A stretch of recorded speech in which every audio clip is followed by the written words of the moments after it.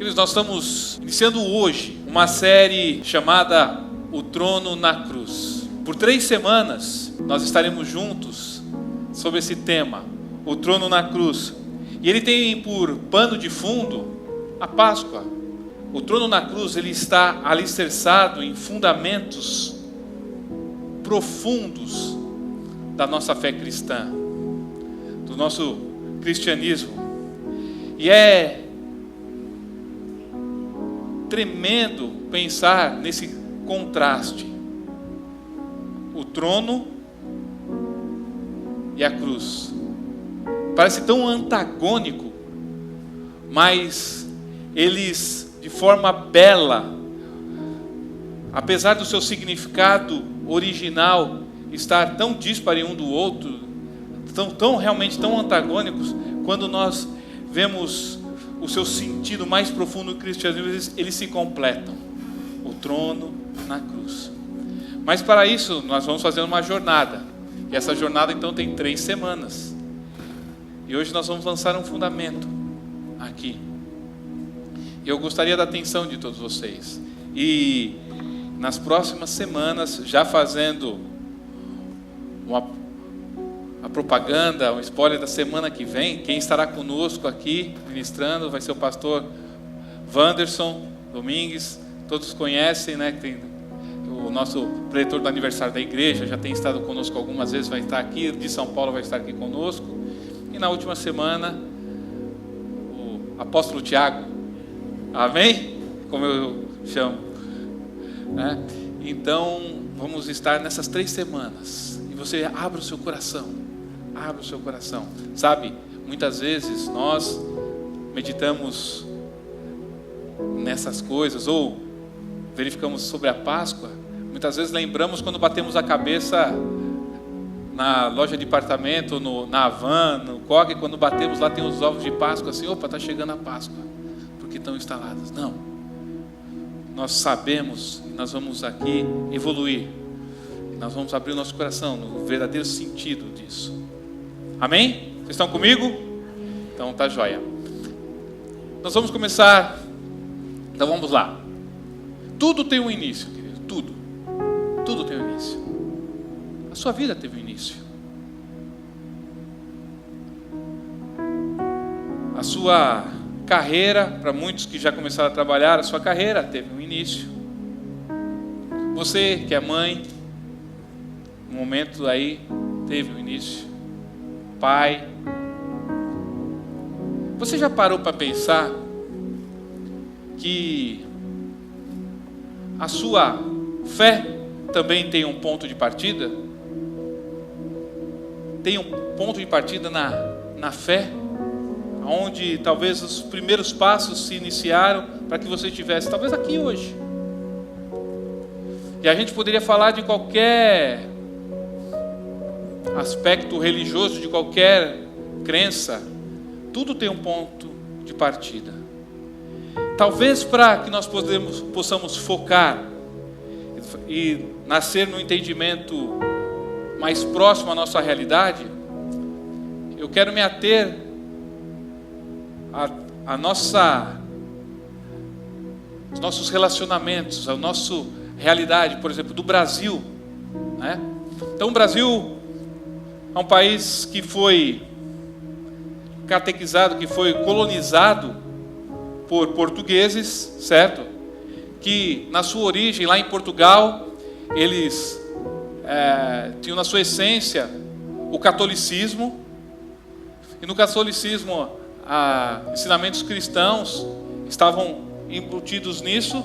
E com a vinda para cá, nós fomos colonizados por um país que se desenvolveu, ou que fez missões do catolicismo, do cristianismo aqui na nossa terra.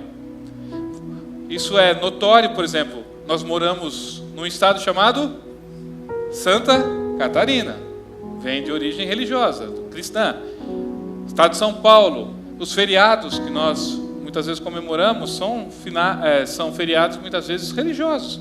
Então, nós estamos muitas vezes num contexto inseridos com esse contexto religioso cristão. Depois, alguns séculos mais tarde, mais fortemente, né, outras etnias vieram para o Brasil e vieram com... Obrigado, meu marido. Vieram com religiões ditas evangélicas, batistas, presbiterianos e outros. E essa cultura cristã foi instalando e se desenvolvendo nas casas, nas famílias, abrindo igrejas, né? E como que eu e você entramos nesse ambiente agora? Talvez a maioria de nós que estamos aqui, nós tivemos os primeiros contatos com a nossa fé na nossa infância. Quem que não ouviu de pequenininho: olha, Deus é bom, Deus é justo, olha, se você fizer arte, Deus vai te castigar. Agora, se você fizer coisas boas, Deus vai te recompensar. Ou, olha, Deus me ouve, Deus ouve as minhas orações. Eu me lembro, eu já contei essa história para vocês, eu nasci num lar evangélico, um lar cristão, e desde muito pequeno eu participava das escolinhas dominicais. E ao presenciar isso das escolinhas, eu aprendia muitas musiquinhas, né, de pequeno e tal. Até hoje eu compartilhei, brinquei. Quem conhece essa aí com a Marcinha, tal, acho que com o Felipe da Valda. Então eu aprendi uma musiquinha assim, bem pequenininho. Deus é bom para mim, Deus é bom para mim. Feliz estou, cantando eu vou. Deus é bom para mim. Fazia o gestinho e tal. Depois, Deus é bom para mim, Deus é bom para mim. Seguro estou, com Ele vou. Deus é bom para mim. Né? Quantos não aprenderam isso? E na nossa infância isso era relevante, isso era gostoso, né? Aí, nessa questão de Deus ouvir as nossas orações, lá na escola, nós temos, a escola, lá no Preto, nós temos uma escola com princípios cristãos, e as crianças estão lá na hora das refeições, todas elas orando, as professoras conduzem as orações, obrigado pelo lanchinho, obrigado pelo almoço. Quando uma criança faz arte, e muitas vezes é levada para a sala da Deia, né? Para a sala da Deia, aí a Andréia, isso é feio, mas você é uma bênção, Papai do céu te ama, eu também te amo, tu é uma bênção, né? Não gosta que faça isso, né? Então, desde pequenininho, tem alguns tipos de influência. Acho que grande parte de vocês sabe o que eu estou dizendo, certo ou não? Ouviram sobre isso. Mas chega uma fase da vida, chega um momento que essas coisas da nossa infância, talvez elas não amadureçam para que nós possamos ter base suficiente com os desafios da vida adulta. E nesse crescimento, muitos que tiveram um ponto de partida como eu e você, talvez na infância, desistam do caminho, larguem do caminho. Por quê? Porque muitas vezes a pessoa vê Deus é bom, mas por que há tanta injustiça no mundo? Por quê? Porque Deus é justo? Porque eu que faço as coisas boas e o outro que prospera, que fica ludibriando, sonegando, faz tudo aí. Por quê? Deus me ouve? Poxa, orei tanto pela minha irmã, pelo fulano de tal, e ela morreu. E essas coisas começam a entrar em xeque. E aquele ponto inicial da nossa infância, muitas vezes ele não se sustenta mais hoje. eles passam por uma situação adversa.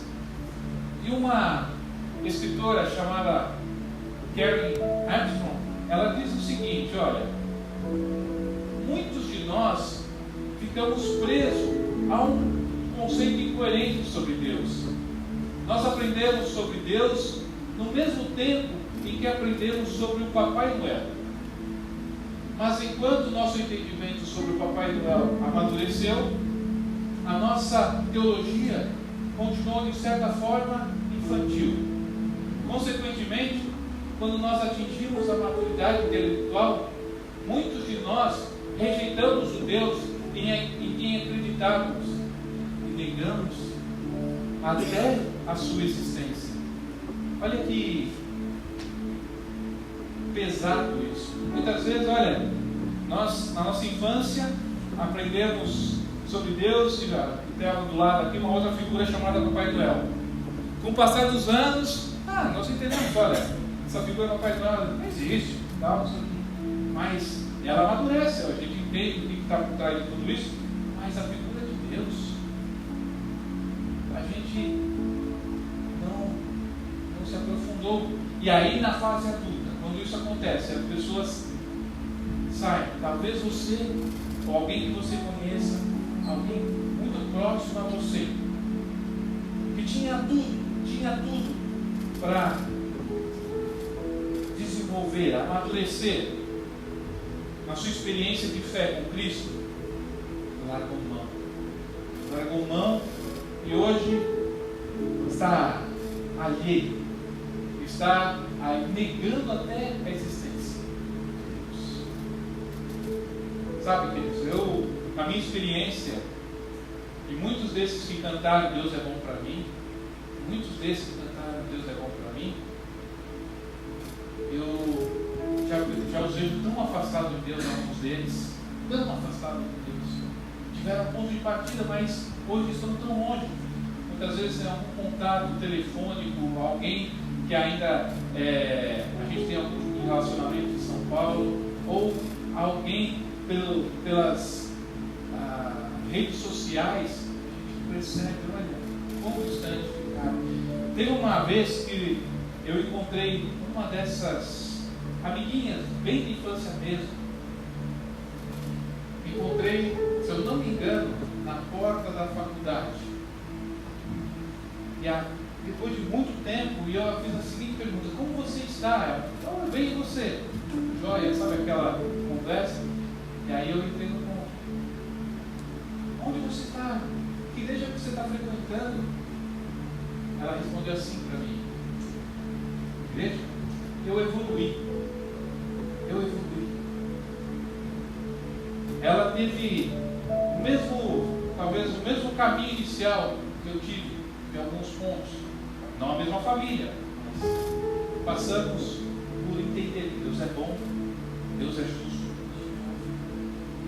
E no caminho, na jornada dela, a maturidade, ela se desviou de tal forma que a sua fé, Cristo, se esvaeceu.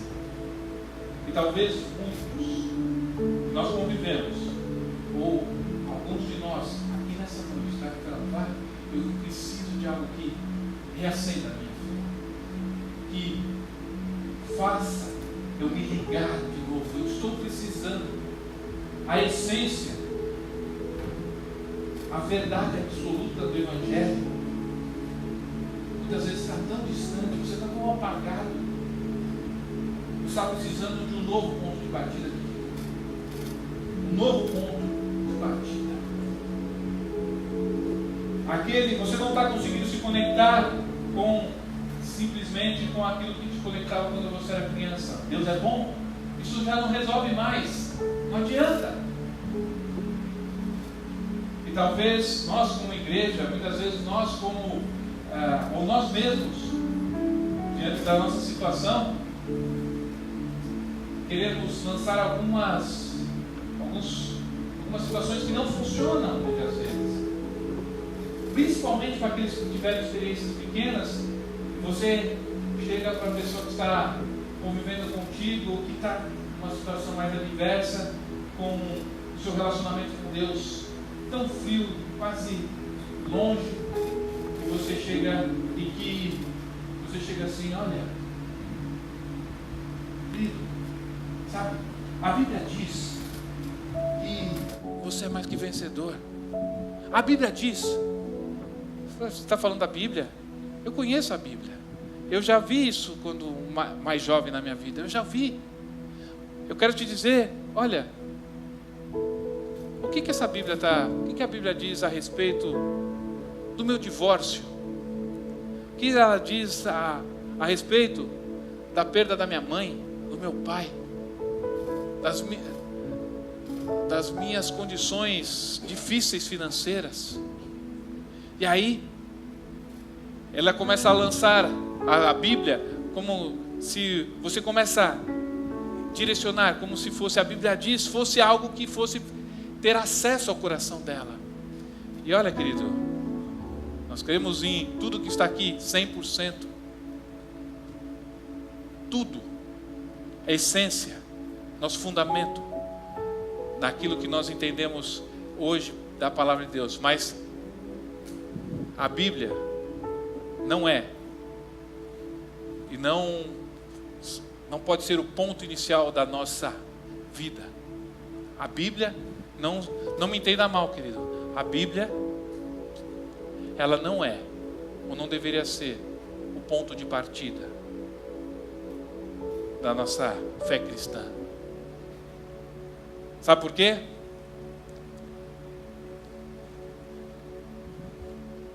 Como começou lá no início o cristianismo? Como começou?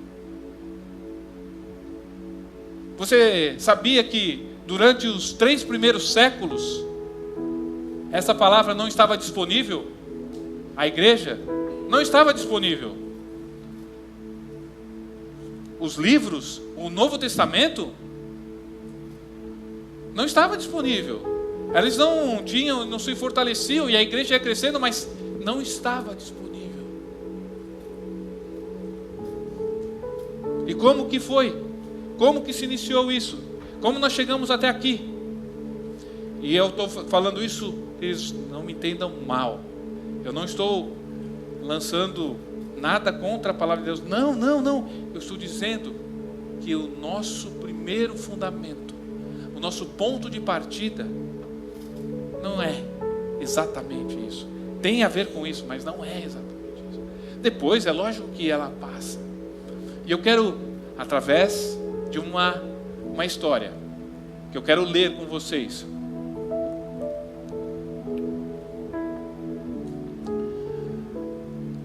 De uma situação que Paulo vivenciou. Capítulo 17 de Paulo, de Atos dos Apóstolos, no versículo 16 para frente, vai tratar de uma situação assim. Paulo, que tinha conhecido Pedro, Tiago, João, tinha perseguido a igreja durante muitos anos, mas que em um determinado momento ele teve um encontro com Jesus. Esse Paulo, que estava caminhando, ele estava na Grécia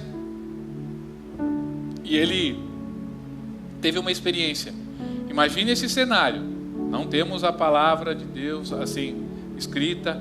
Ele, início, eram mais ou menos uns 20 anos depois que Jesus já tinha morrido, né? Então, as experiências, olha o que conta, olha esse texto. É em cima deles que nós vamos, é em cima desse que nós vamos discorrer. Preste bem atenção.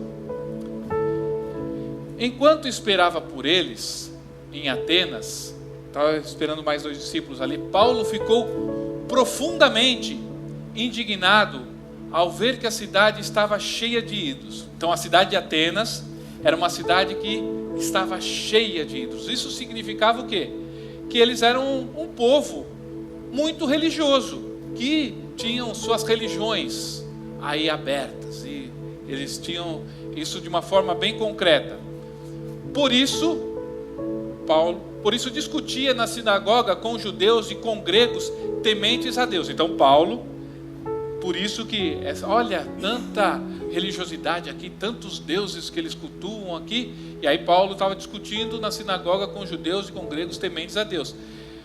Bem como na praça principal, em lugar público, na praça principal, todos os dias, com aqueles que por ali se encontravam. Então, estava ali, tinha uma oportunidade, olha, ele começava a falar, a se manifestar ali. Paulo, e aí envolveu até o pessoal não era burro não, alguns filósofos epicureus, estoicos, começaram a discutir com ele.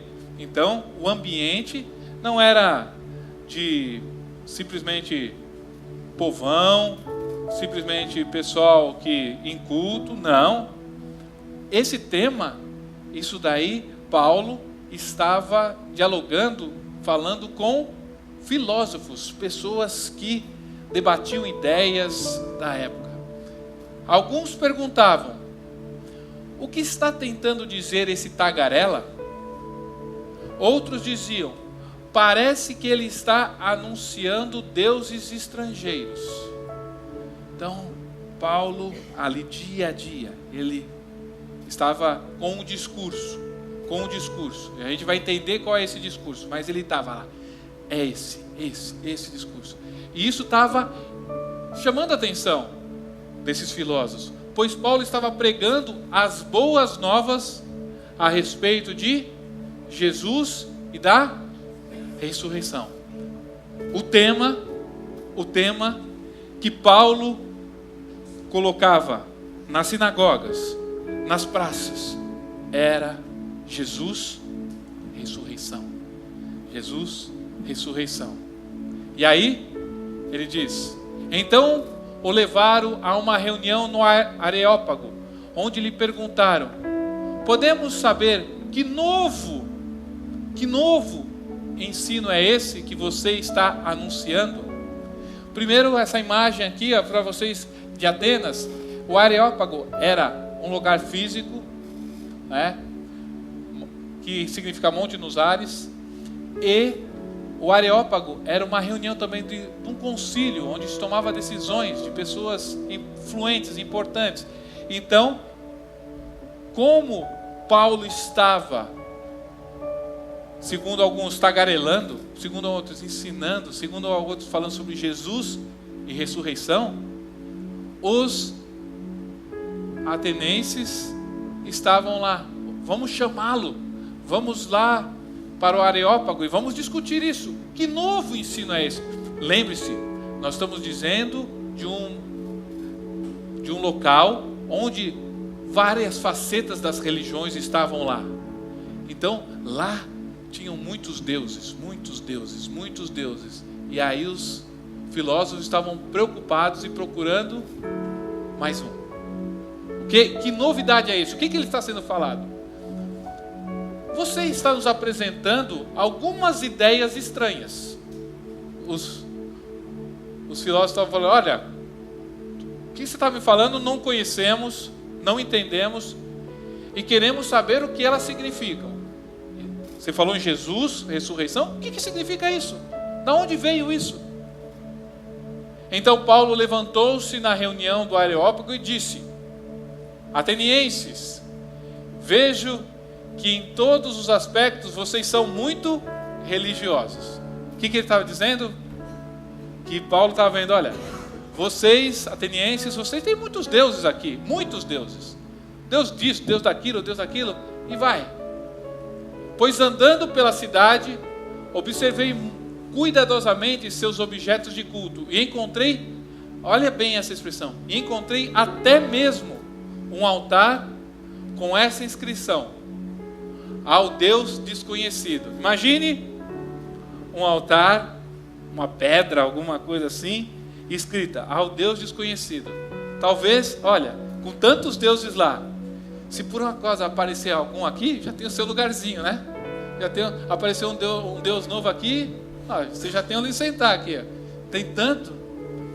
Então, isso demonstra, apesar das filosofias deles, denota que eles não tinham muita convicção daquilo que eles criam, não é? Se até ao Deus desconhecido, tinham vários deuses, e ainda tem um lugarzinho ao Deus desconhecido. E aí, Paulo, que não é bobo nem nada, ele vai aproveitar essa deixa.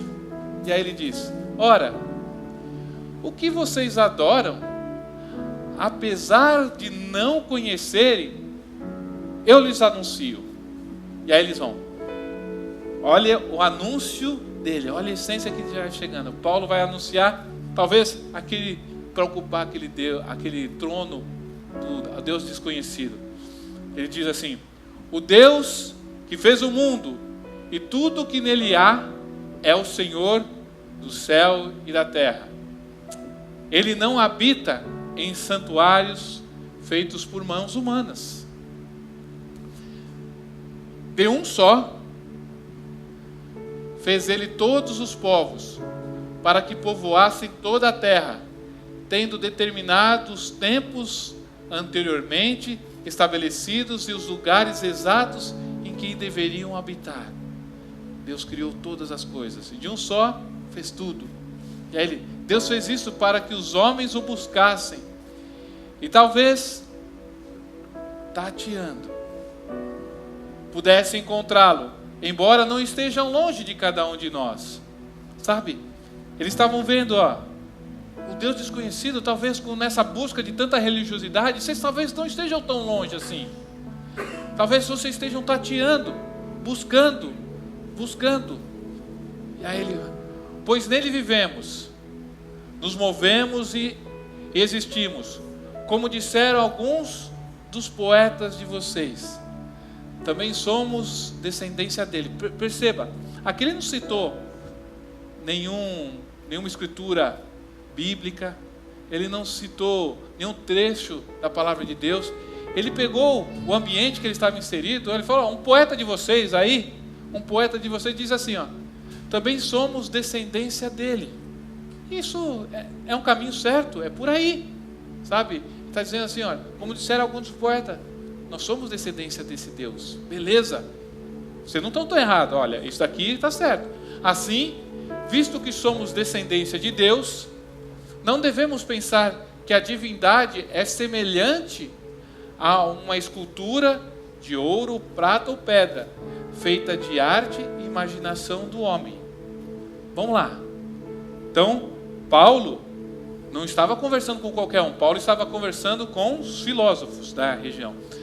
E ele estava discutindo: olha, se vocês dizem que Deus, nós estamos falando, Deus criador de todas as coisas, nós estamos falando que ele de um homem fez todo o universo, e tudo isso que fez, ele está dizendo assim: olha, cara, não é muito sentido, não faz sentido vocês fazerem imagens e achar que o ouro e a prata, nessas formas que vocês fazem, tem alguma relação com esse Deus que eu estou te falando, que eu estou te apresentando, essa divindade. Não devemos pensar que a divindade é semelhante a uma escultura, que Deus pode usar a minha incapacidade, a minha pequenez, e eu, com as minhas mãos, com o meu intelecto, com a minha mente, tentar moldar um Deus. De ouro, volta um pouquinho. Uma escultura de ouro, prata ou pedra, feita pela arte e imaginação do homem. Não é assim. Aí ele vai: no passado, Deus não levou em conta essa ignorância, mas agora, então olha, até então, vocês estavam tateando, vocês estavam indo ali, mas a partir de agora, há uma nova situação, há algo diferente aqui também, que é o epicentro do cristianismo. Vamos lá. Mas agora, ordena que todos, em todo lugar, se arrependam. E esse se arrependam, temos que tomar cuidado, porque aqui não está falando do pecado em si, mas aqui esse se arrependam tem a ver com mudança de mente, mudança de projeção, mudança, olha, estavam pensando desse jeito, olha, é diferente, existe algo diferente. E aí ele vai: pois estabeleceu um dia em que há de julgar o mundo com justiça por meio do homem que o designou. E aqui ele começa a apontar para o epicentro. E aí ele diz: e deu prova disso a todos. Espera um pouquinho. Numa religião, a gente pode dizer muitas vezes assim, evidências, né? Olha, tem algumas evidências que isso é desse jeito, alguma. Agora Paulo está dizendo, olha, tenho provas. É mais forte ou não é mais forte? Se alguém tem uma prova, é ou não é? Muitas vezes você não consegue condenar ou absolver uma pessoa com evidências, certo ou não? Mas com prova é cabal, é ou não é? Tem algum jurista aqui, advogado, né? Então ele está falando de provas. E aí ele diz o seguinte: ressuscitando dentre os mortos. Para. Aí virou loucura. Alguém já tinha ouvido falar sobre ressuscitar? E alguém fala que tem prova disso? Paulo está dizendo aqui, ó, e deu provas disso. Está ensinando, ó, ei amigos, isso do Deus desconhecido aqui, ele morreu, ressuscitou e deu prova disso. É algo totalmente absurdo. E aí o que acontece? Quando ouviram sobre a ressurreição dos mortos, eles se ajoelharam, começaram a chorar, todos se quebrantaram, todos quebraram seus altares e passaram a crer na ressurreição. Amém?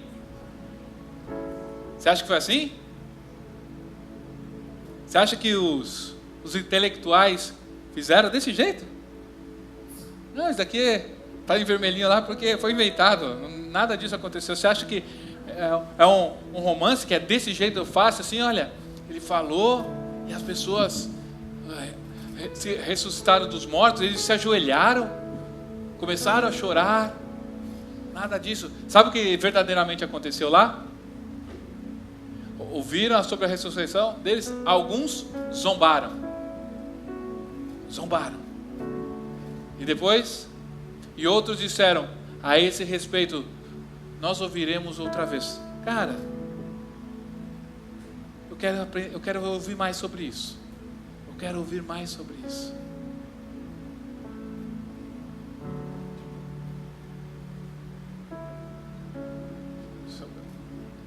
A grande pergunta,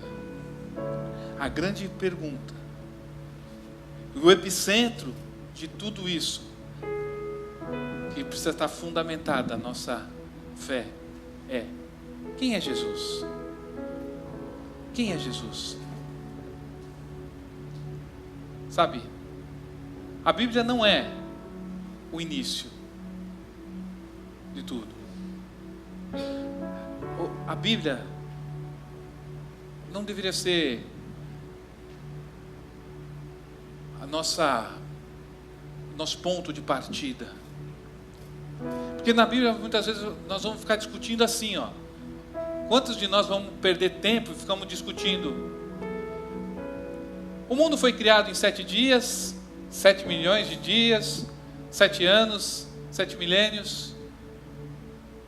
Muitas vezes nós vamos ficar fazendo discussões dessa natureza. Na Arca de Noé entrou todos aqueles bichos mesmo? Sim ou não? Entrou aquele casal de animais? Coube tudo na Arca de Noé? A gente vai entrar em discussões tão improdutivas, em discussões que, na sua essência, não podem alicerçar o nosso ponto de partida, querido. Vocês estão entendendo? Lá, Paulo estava apresentando, para quem nunca havia ouvido falar de Jesus Cristo, estava apresentando algo sobre Jesus. E o que ele falou? Ele falou sobre um Deus que criou todas as coisas. A partir de um homem ele fez tudo. E esse homem e esse Deus que criou todas as coisas estabeleceu ele virá para julgar a humanidade através de um homem, Jesus Cristo. Ele não falou o nome de Jesus, mas foi um homem que morreu e ressuscitou dentre os mortos. E ele falou que deu prova disso. Agora vamos examinar essa questão dessa prova. Não tinha nada escrito. Agora, Jesus, quando morreu e ressuscitou, ele apareceu para ainda mais de 100 pessoas. Ele apareceu. E pessoas como Pedro, João, Tiago, seus discípulos, seus amigos estavam lá e viram a ressurreição. E essas pessoas, muitas delas vivas ainda. E aí Paulo chega e fala assim, ó, sabe, eu era um perseguidor dos cristãos. A minha intenção era exterminar essa raça. E apesar disso, em um momento, Jesus apareceu para mim. E eu pude ver Jesus. Então eu tenho prova disso. Eu vi Jesus. E depois eu convivi com outras pessoas que viram Jesus. Então, a origem, o nosso ponto inicial da nossa fé, querido, de uma vez por todas, sabe, nós estamos iniciando uma série que ela vai se aprofundar, ela vai buscar coisas mais altas, mas de uma vez por todas, não adianta, e nós temos que repensar muitas vezes nossa forma de apresentarmos as boas novas do Evangelho às nossas casas, às pessoas que nós convivemos, às nossas pessoas que estão ao nosso lado, porque muitas vezes a gente vai e tem gasto lábia com assim, coisas tão fracas, e quando na essência, se nós olharmos o exemplo de Paulo, olha, querido, Jesus, ele foi morto, mas ressuscitou. A sua vinda, o seu plano de salvação para nos resgatar, é esse nosso alicerce, querido. É isso. Enquanto nós não estivermos fundamentados nessa rocha, nós não estivermos fortalecidos e firmados nessa essência, nós vamos caminhar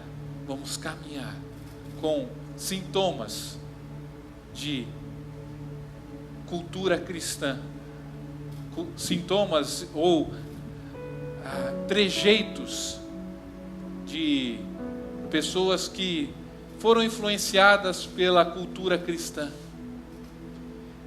Cara, mas o que nós menos queremos é termos trejeitos e cultura cristã sem termos nada de essência, sabe? Nós não queremos ser por fora bonitão e por dentro nossa essência estamos caídos. Então, queridos, eu não sei se em algum momento na sua trajetória, da sua infância até a data de hoje, se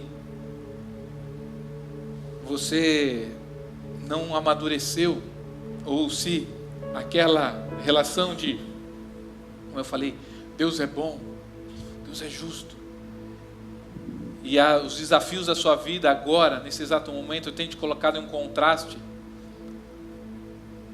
É o momento de você repensar e responder essa pergunta: quem é Jesus? Sabe? Eu passei por essa fase da minha infância até agora, e eu digo, olha, eu já tive muitos dilemas, mas a figura de Jesus sempre foi muito presente. E aí eu pude olhar e observar nos exemplos ao meu lado, na família estruturada, nas coisas que aconteciam, e ver que verdadeiramente funciona, e ser prova disso, sabe? Ter o testemunho interno de que funciona. E eu não largo mão desse meu Deus. Jesus é a essência da minha vida. Jesus não é algo que eu verbalizo como sendo uma força externa, como sendo um pensamento positivo, não. Jesus é a minha vida. Sabe, na minha trajetória, dilemas, como eu falei, situações de dúvidas. E eu quero te dizer uma coisa, querido. A dúvida não é algo que você tenha que temer. A incredulidade sim, mas a dúvida faz parte natural. Você não sabe o dia de amanhã. Você tem dúvida do que vai acontecer amanhã, certo ou não? Você tem dúvida, você não tem certeza exata do que vai acontecer. Em muitos aspectos da sua vida, você não sabe. Então a dúvida é até inerente, não é problema muitas vezes. A incredulidade sim. A incredulidade é o que nos mata. Então, queridos, eu quero que nessa jornada de mais 2 semanas que nós vamos estar falando sobre o trono na cruz, nessa jornada que nós vamos aí entrar em aspectos, é impossível nós estabelecemos o verdadeiro sentido do trono e a profundidade do trono na cruz se Jesus não for bem resolvido na sua fé, no seu ponto de partida da fé cristã. Amém? Jesus, Tu és a razão de tudo.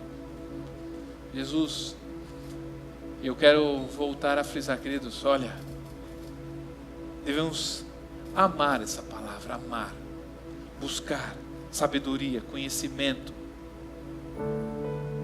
mas nosso ponto de partida é Jesus, como foi lá no início, Jesus. Amém? Feche teus olhos. Peça para